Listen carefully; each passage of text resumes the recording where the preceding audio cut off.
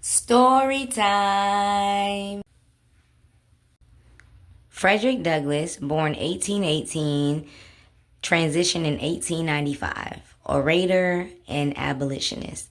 Born enslaved on a plantation in Maryland, Frederick was separated from his mother as an infant. He understood that he was seen and treated as property. When he was 8 years old, he was sent to work for Hugh Old, whose wife taught Frederick how to read. It was illegal for a black person to read and write, a tactic used to keep the enslaved from advancing.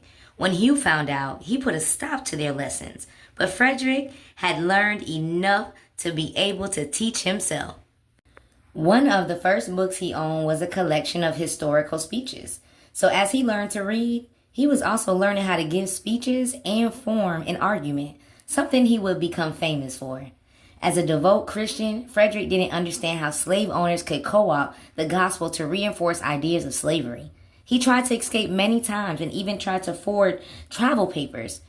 He was found out, labeled a troublemaker, and tortured for it. In 1838, he finally made his escape to North. While free, he fought to abolish slavery. In 1841, he spoke at an anti-slavery convention. People were riveted by his eloquence. Northerners didn't understand the experiences of the enslaved.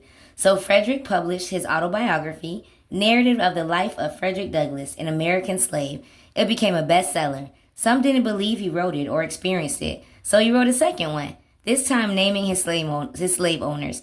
It was a risky move, and he had to go to the United Kingdom to avoid recapture. There, he gave speeches, and two of his supporters negotiated to purchase his freedom back in the United States. He published several anti-slavery newspapers, including the North Star. He took his words of abolition to President Lincoln, advocating for the rights of black Union soldiers in the Civil War.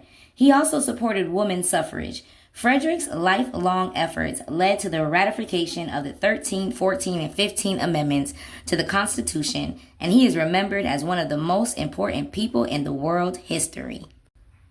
Thanks for learning with me. Don't forget to like, subscribe, and share with your little ones. This can be a bedtime story. This can be a great class project. This can be a Black History project. But it's very important for you as adults to know this information just as well as the children. We need to know the truth.